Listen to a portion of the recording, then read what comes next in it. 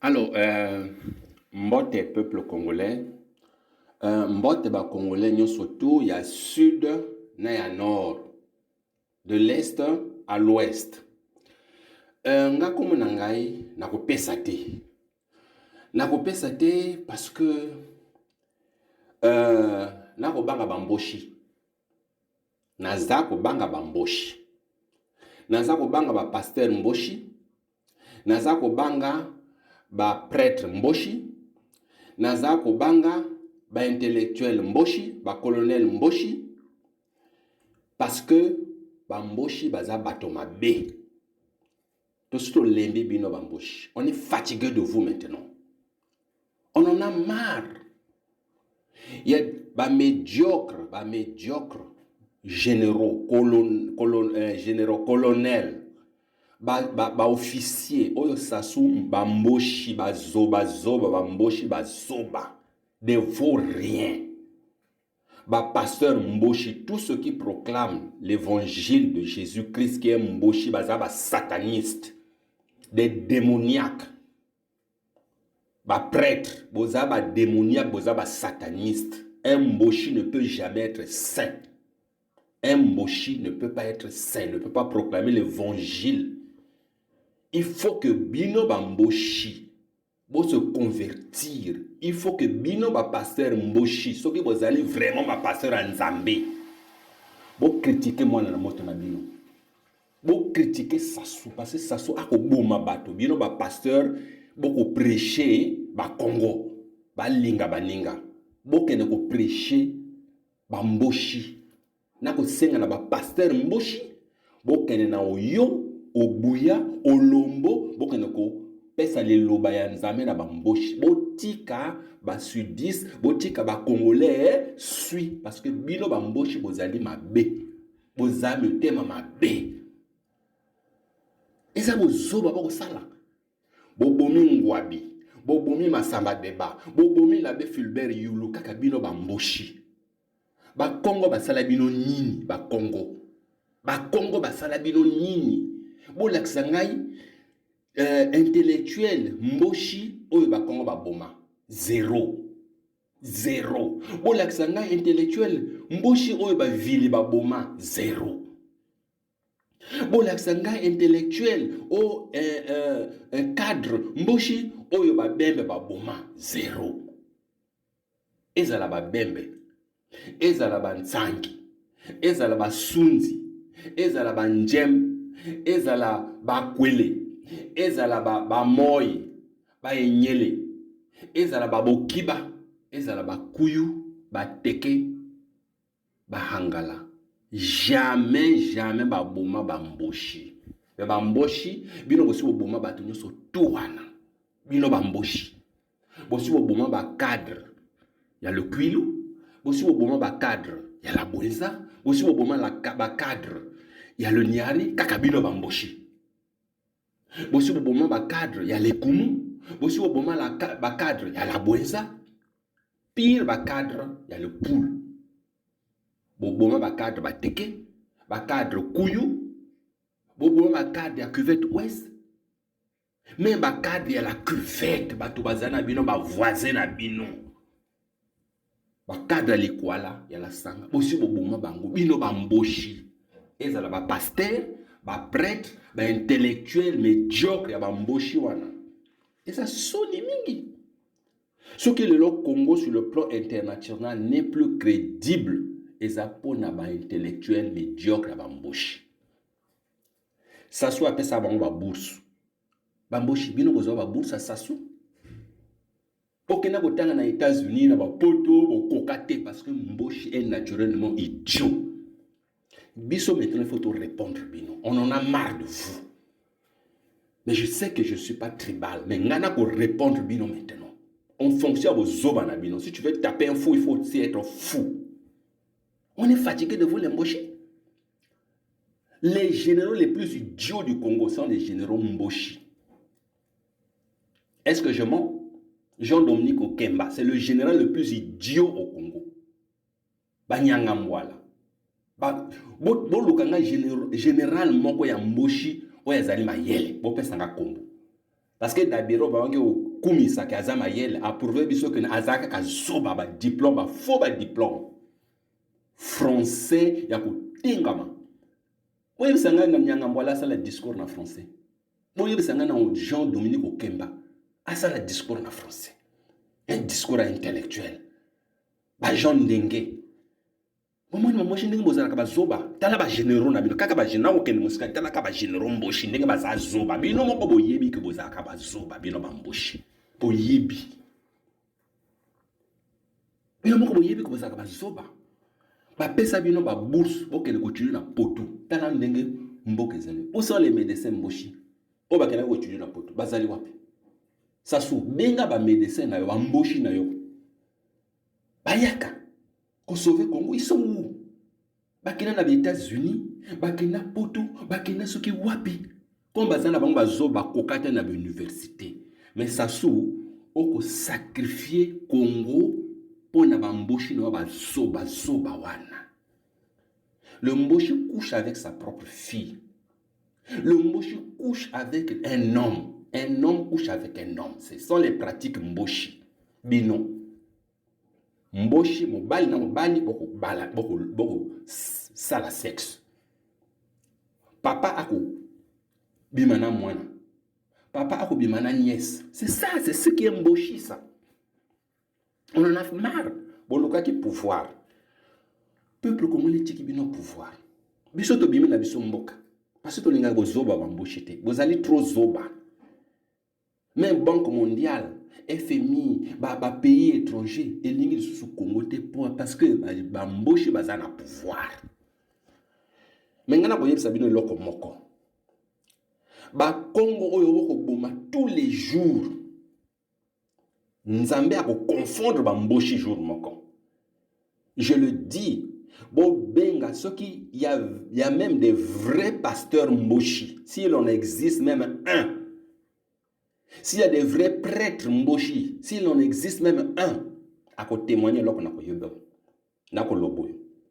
Bato bazali spirituel, ba ko témoigner loko na kolobo. Nzambe jour moko a ko confondre Congo et koti ya président moko am Congo. Parce que jour moko Nzambe a ko la justice na ba Congo bo boma wana. Justice sera faite. Nzambe a ko tika ngo bongo ti. Parce que lorsqu'on fait un peu la différence entre Congo et Bamboshi, Basambe la mingi na Congo et na Congo. Bamboshi Basambe la te. Bamboshi Nzambe na Bango ezali Bamami wata. Nzambe ya Bamboshi ezali sexe. Nzambe ya Bamboshi ezali minduki. Et Nzambe ya Bamboshi ezali sasu. Mais balari Congo bino boyi na kawana tous les jours bako sambela bako invoquer kombo Nzambe. Ce qui va passer côté li bango ba komi ko invoquer Nzambe. Mais ça sera grave, ça son gesso. Bamboshi, ça sera grave pour vous. Il faut que Nzambe a élevé mon Congo moko. Ouais, ça a la sagesse pour nous pardonner bino. Il nous suffit et que suffisait de bino boza la pardonner. Mais il aura la débondade. Bamboshi tala entre bino kaka, entre bino bozo baba ko sala. Pour beaucoup l'accent na opinion nationale et intellectuelle que vous êtes des médiocres, vous êtes des idiots. Na ko finga bino te, mais na ko lobelo ko bozali. Nyangambwala na Jean-Dominique Okemba bako bunda nini entre bino kaka entre bino bamboshi entre bino kaka mona nengo sala bosoba mona nenga ba ville bazali uni mona ba ville boso yoki ya ba ville bako bunda entre mango. Est-ce que boso yoki déjà que ba Congo bako bunda na les Congos sont unis, sont très unis. Ce que yebi que bango ezali leader oyo ezali oyo point final. Et le font avec amour. Mais bamboshi ba kolanda saso avec intérêt. Boso boyo déjà ba bien ba ko bumura entre bango. Hein? Est-ce que boso boyo déjà que ba njemba ko bunda entre bango? Boso boyo ki ango wapi? Que ba ville ba ko bunda. Boso boyo ki ango wapi? Jamais. Mais talabino. Bamboshi. Ba bomang wapi? Ba massacre ba tonyo so tout na liwang wapi. O ba Congo ba bomang wapi. Alors qu'ils a bamboshi mo ba bomang wapi. Mais bamboshi na ya sali bino bozala bato. Ezang wapi. Ba kuyu mo to ba kuyu ba sali bino bozala bato bino bamboshi bozala ka ba péché bato pamba ba zoba bamboshi. Bakuyi basali bino bozala bato. Ngwabi asali bino bozala bato. Yulu asali bino bozala bato. Bino basala bino. Bosala moto moko te. Bino bamboshi basala. On vous a fabriqué. Yulu vous a fabriqué. Vous, les mboshi, on vous a fabriqué. Masamba Deba vous a fabriqué. Ngwabi a fabriqué bino. Sasupe a fabriqué bino. Bino bo fabriqué nani? Bino bo sala nani? Bino bo sala nani? Hein? Ngwabi a fait de vous des leaders. Bobomi Ngwabi bino bamboshi mutema mabe kindoki. On est fatigué de lembi bino bamboshi to lembi. On est fatigué de votre idiotie, de votre médiocrité au Congo. Bo tumbi Congo, bo bébisi Congo. Je mets en doute la capacité intellectuelle des Mboshi. Est-ce que les Mboshi ont des intellectuels? Tous les ministres, la plupart des ministres sont des Mboshi, des idiots, des femmes nu-pieds. Donc, Mboshi, des imbéciles comme ça, là, ils sont là en train de gouverner une nation. Jean-Dominique Okemba. Ils sont là en train de gouverner une nation. Est-ce que Sassou c'est un intellectuel? Est-ce que Sassou a gouverner une nation, Sassou? Est-ce que ce soit des compétences d'un président de la République? Sassou n'a rien de président de la République, n'a moutou naïe. Hein? Non, les Mboshi, vous nous avez fatigués. On est fatigués de vous. On en a marre de vous. Et moi, je demande au pasteur Mboshi de se taire à partir d'aujourd'hui. Vous êtes démoniaque. Prêtre Mboshi. Et je demande au peuple congolais de boycotter, de ne plus participer dans la messe et le pasteur Mboshi. Je demande au peuple congolais, si vous avez une église, là où un Mboshi est pasteur, si vous avez une Mboshi, dans l'église. Mais il y a prêtre Mboshi, je demande aux Congolais de boycotter les Mboshi maintenant. On est fatigué. On en a marre. Où sont ces prêtres Mboshi en Zambie dénoncer? Les Mboshi ne dénoncent même pas ce que ça se fait. Que ce soit les pasteurs, que ce soit des intellectuels, que ce soit les prêtres. Ils ne dénoncent pas ça. Pourquoi? Parce que tous sont égaux. Tous les Mboshi sont égaux. Venez me montrer le contraire. Prouvez-moi le contraire. On est fatigué de vous, Mboshi. On est fatigué. On est fatigué. Bébisi Congo wana boyibi bambongo sasonge soit ti zoba ya mwana ne wana soki kiki zoba a géré une compagnie sensible, très sensible pour le développement d'une nation.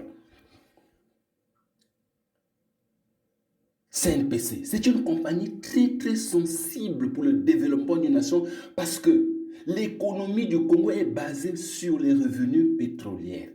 Donc, ils allaient pétrole moto et que ça, pour le Congo et se développer. Azu zoba ya kiki na ye ati.